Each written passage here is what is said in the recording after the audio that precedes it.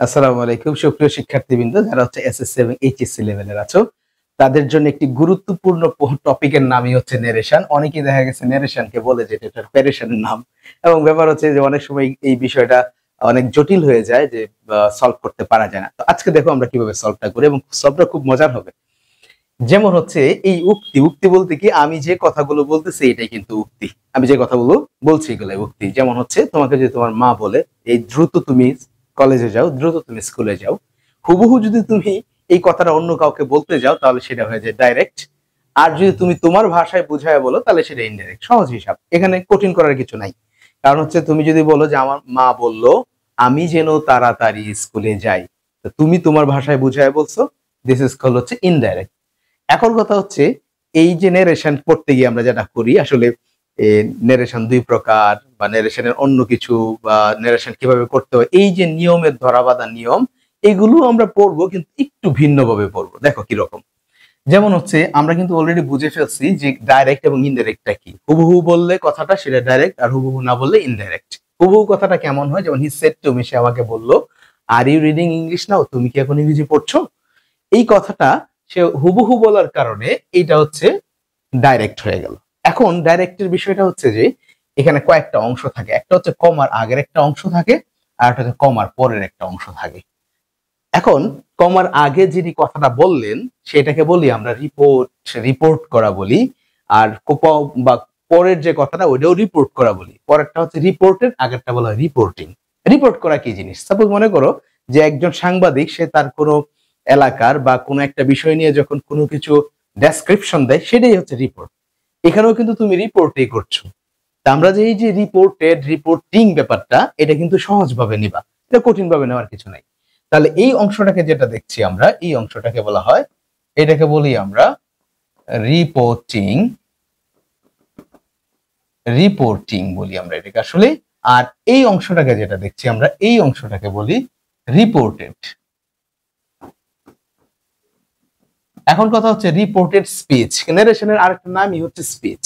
সুতরাং এখানে যদি আমি স্পিচ যোগ করে দিই তাহলে হয়ে গেল। আর এই যে ভার্বটা আছে, এই ভার্বটাকে বলা হয় রিপোর্টিং ভার্ব। আমার মনে হয় এই নিয়ে তেমন আর কোনো ঝামেলাটা নাই। তোমরা রিপোর্টিং আর রিপোর্টেড বিষয় নিয়ে মনে হয় না আর কোনো ঝামেলা আছে। এখন কথা হচ্ছে যে আমাদের যে পরীক্ষায় আসে হচ্ছে কিভাবে আমরা চেঞ্জ করব। তো চেঞ্জটা আমরা একটু দেখি। যেহেতু আমাদের ইনডাইরেক্টলি নিতে হবে, দ্যাট মিন্স হচ্ছে আমার ভাষায় বুঝায় বলতে হবে। ইনডাইরেক্ট মানে কি, যে বলতেছে তার ভাষায় বুঝায় বলবো। কিভাবে আসলে, he said to me are you reading English now, সে আমাকে জিজ্ঞেস করলো তুমি কি এখন ইংরেজি পড়তেছো। তার মানে আমি কিন্তু বললাম সে আমাকে জিজ্ঞেস করলো, বলছি রাইট। তার মানে হচ্ছে আমরা এই রিপোর্টিং ভার্বটাকে আজ দ্বারা চেঞ্জ করব। সহজ বিষয়, আজ দ্বারা চেঞ্জ করলাম। আর এইখানে ছিল কি, সেড টু ছিল। এখানে কি ছিল, সেড টু ছিল। তো সেড টু, এই সেড টু থাকলে আমরা সাধারণত সেইডের সাথে টুটা বসে, এটা হচ্ছে একটা অ্যাপ্রোপ্রিয়েট প্রিপোজিশন। অন্য কোনো মানে আস্টের পরে আবার আর এই টুটা বসবে না, মনে রাখবা। সেড টু আর হচ্ছে প্রপোজ টু, এই দুইটার পরে টু বসে, আর কোথাও টু বসে না। তাহলে আমার অন্য কোথাও টু বসাবো না, আমরা দিয়ে দিলাম মি। Okay fine. এখন ব্যাপার হচ্ছে আমরা এই যে নেরেশনটা নেরেশনটা হচ্ছে একটা বর্ণনামূলক। তো এইখানে যখন আমরা বর্ণনা করতে যাব, মনে রাখতে হবে যে ইনডাইরেক্ট স্পিচটা কখনোই অ্যাসার্টিভের বাইরে হয় না। অ্যাসার্টিভের গঠনের রুলস কি, অ্যাসার্টিভ হচ্ছে subject plus verb plus extension. তাহলে কি কথাগুলো বললাম, এক নম্বরে হচ্ছে যে আমি যদি নেরেশনটাকে ইনডাইরেক্ট করতে চাই তাহলে অবশ্যই অ্যাসার্টিভ সেন্টেন্সে করব।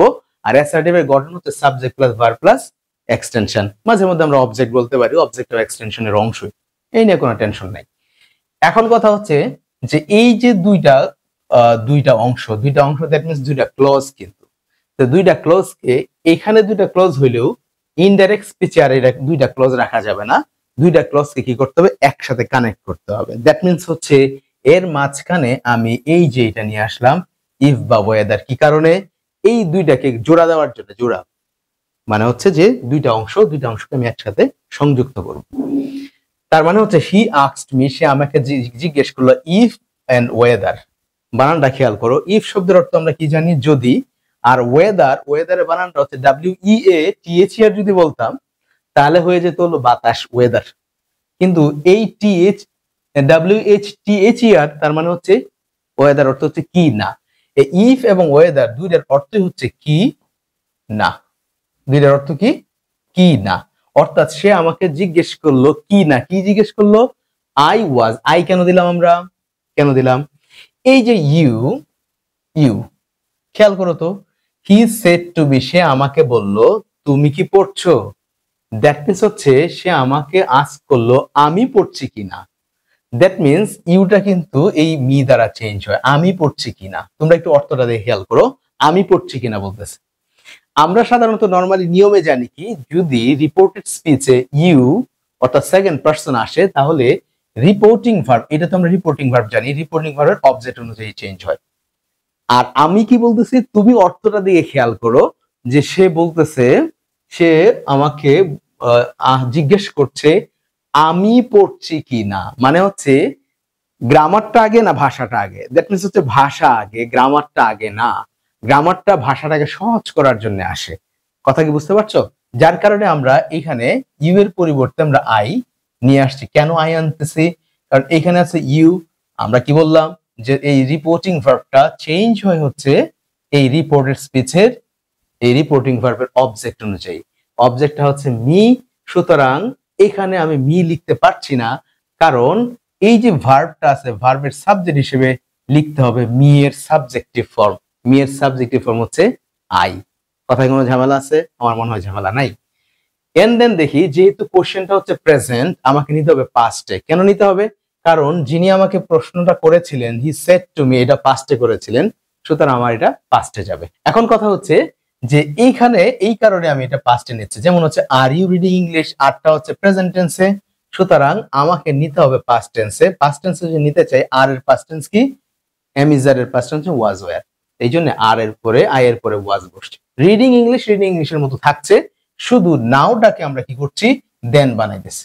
কেন দেন বানালাম? কারণ নাও হচ্ছে এখন, কিন্তু কথাটা হয়ে গেল পাস্ট, সুতরাং আমাকে কিন্তু তার পাস্টে নিতে হবে। দ্যাট মিনস হচ্ছে অর্থটা আমরা একটু খেয়াল করি। হি সেড টু মি, সে আমাকে বলল are you reading English now, তুমি কি ইংরেজি পড়তেছো এখন, বা তুমি কি এখন ইংরেজি পড়তেছো? তাহলে পরের প্রশ্নটা হচ্ছে, এইখানে ইনডাইরেক্টলি যদি বলি, তাহলে ইনডাইরেক্টলি হচ্ছে যে সে আমাকে জিজ্ঞেস করলো আমি তখন ইংরেজি পড়ছিলাম কি না। দুইটার মধ্যে কোনো ধরনের পার্থক্য নাই কথায়, কিন্তু গঠনগত পার্থক্য আছে। নেরেশন কিন্তু একটা ট্রান্সফরমেশনের অংশ, সুতরাং অর্থটা চেঞ্জ করা যাবে না, গঠনটা চেঞ্জ করা যাবে। এখন আমরা একটু এটাকে ফ্রি করি, দেখি আমরা যদি মূলত আমরা দেখি কোন কোন জায়গাগুলোতে আমাদের চেঞ্জটা হয়েছে, কোন কোন জায়গাতে আমাদের চেঞ্জ হয়েছে। দেখো, এক নাম্বার হচ্ছে এই যে রিপোর্টিং ভার্ব, এই রিপোর্টিং ভার্বে আমরা চেঞ্জ করছি। দুই নাম্বার হচ্ছে কমা এর মাঝখানে, দেখো তো আমরা এই জায়গাটা যেগুলো আমি এখন দাগ দিচ্ছি, দেখো এখানে চেঞ্জ হচ্ছে, চেঞ্জ হয়ে গেছে। এরপর সাবজেক্টের জায়গায় আমি চেঞ্জ করছি, ভার্বের জায়গায় আমি চেঞ্জ করছি, এবং দেন হচ্ছে আমি কি করেছি?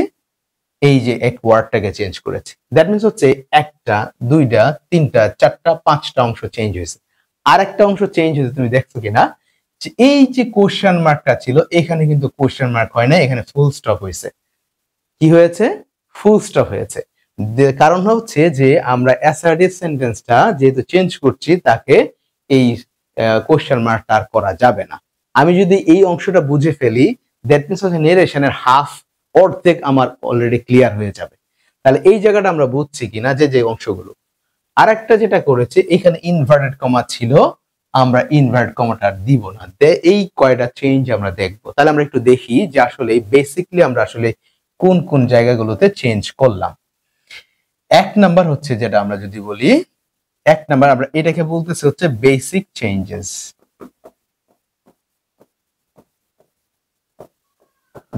বেসিক চেঞ্জেস এক নাম্বার আমরা যেটা বলতেছি সেটা হচ্ছে রিপোর্টিং ভার্বের পরিবর্তন। কেন রিপোর্টিং ভার্বের পরিবর্তন হইল কি দেখলাম কিনা আমরা, যেখানে ছিল সেট আমরা লিখে ফেলছি আস্কড, তাহলে রিপোর্টিং ভার্বের পরিবর্তন হলো। দুই নম্বরে আমরা যেটা দেখছি সেটা হচ্ছে কমা এর পরিবর্তে মাঝখানে একটা কানেক্টরস আমরা ইউজ করেছি। তা আমরা কি লিখবো? অনেকেই বলতে পারে ইনভার্টেড কমা, অনেকেই বলতে পারে কমা, কিন্তু মূল কথাটা হচ্ছে আসলে এখানে একটা কানেক্টর ইউজ হওয়া। কমা এর পরিবর্তে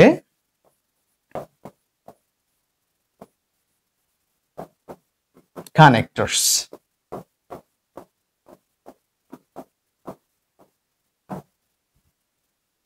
কানেক্টরস কেন বললাম? কারণ সেন্টেন্সের ডিমান্ড অনুযায়ী এখানে দ্যাট বসতে পারে, এখানে ইফ বসতে পারে, ডাব্লিউএইচ ওয়ার্ড বসতে পারে। এই জন্য জাস্ট আমরা ইন জেনারেল আমরা কানেক্টরস এর কথা বললাম। 3 নম্বরে যদি আমরা ধরি তাহলে রিপোর্টেড স্পিচে আমরা এখন চলে গেলাম। রিপোর্টেড স্পিচের পার্সনের পরিবর্তন।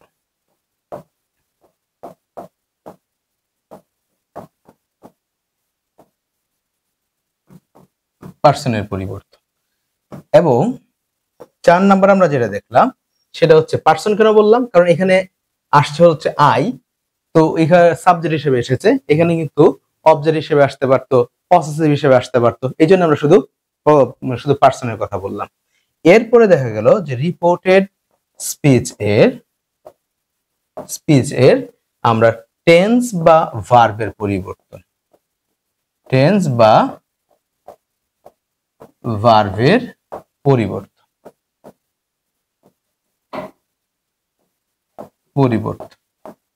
টেন্স বা ভার্বের পরিবর্তন। এখন কথা হচ্ছে 5 নম্বরে যদি আমি দেখি তাহলে এই রিপোর্টেড স্পিচ এর কিছু ওয়ার্ড, রিপোর্টেড স্পিচের অ্যাডভার্ব অথবা অ্যাডজেক্টিভের পরিবর্তন, অ্যাডজেক্টিভ অথবা অ্যাডভার্বের পরিবর্তন,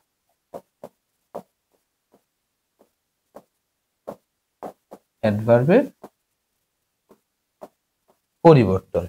আরেকটা যেটা আমরা বলতেছিলাম সেটা হচ্ছে যদি আমরা একটু এদিকে আসি, 6 নম্বরের যে পরিবর্তন আমরা দেখছি সেটা হচ্ছে যে সেন্টেন্সের শেষে ফুল স্টপ বসে। সেন্টেন্সের শেষে কি বসে?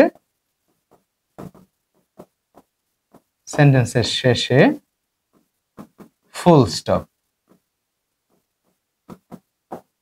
আর 7 নাম্বার যেটা আমরা দেখি, 7 নাম্বার হচ্ছে ইনভার্ট কমাকে বাদ দিতে হয়, ইনভার্টেড কমাকে বাদ দিতে হয়। এখন ব্যাপারটা হচ্ছে যদি এই 7টা জিনিসের চেঞ্জ আমি করতে পারি, ইন জেনারেল যদি আমি 7টা জিনিসের চেঞ্জ আমি শিখে ফেলি, তাহলে হচ্ছে আমার জন্য নেরেশন করাটা খুব ইজি। তাহলে আশা করি আমরা যতটুকু করতে পেরেছি এখান থেকে তুমি তোমার এই নেরেশনের কনসেপ্টটা ক্লিয়ার করতে পারবে ইনশাআল্লাহ। এবং এরকম ভিডিও তুমি আরো পাবা ইনশাআল্লাহ। তো সেই জন্য আমাদের ফেসবুক পেজ এবং ইউটিউব চ্যানেলের সাথেই থাকবা। আজকে এই পর্যন্তই। সুপ্রিয় শিক্ষার্থী, আসসালামু আলাইকুম।